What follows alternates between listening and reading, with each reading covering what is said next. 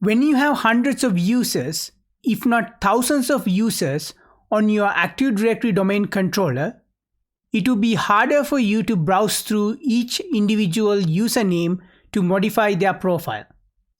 However, there is a search function built into the Windows Active Directory. What you need to do is open your server manager, go to Tools, and open Active Directory Users and Computers. So Tools, Active Directory Users and Computers. On the Active Directory Users and Computers, you will be greeted with this screen. Now you have the option to expand your domain and browse through each and individual user. For example, under Net IT Geeks, I have a bunch of users under content creation section. But imagine I have thousands of users and many different organizational units. So it's going to be harder for me to browse through all of these, right?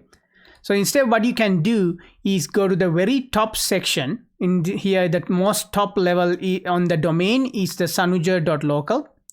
Right click and open the Find option. In this Find option tool, you will have fields where you can use to search information. Now, if you know only the name of the user, you can search just the name of the user or the last name of the user. And any user with this particular name, for example, Lianage, will pop up on the bottom of the search function. And once you have that information and the search result, you can double click it and that will open up the user profile configuration options. Now, if you don't know the user's first or last name, but you know the user logon name, you can do that here as well. So even though it doesn't say user logon name as the options in here, we could enter the user logon name under the name section and the Microsoft search function will still go ahead and find that user information. For example, if I put EAA001, which is one of my users, and say search, find now, and it'll give me the Abesekara users information, because if I go into their profile and under account, EAA001 is associated with this particular user. So that's how you can search either using the logon name or by using the last name or first name of a user using the Find Users, Contacts and Groups. There are a few also advanced options available to you in here as well. For example, you can select computers, printers, share folders, organizational units, etc. if you want to search those items.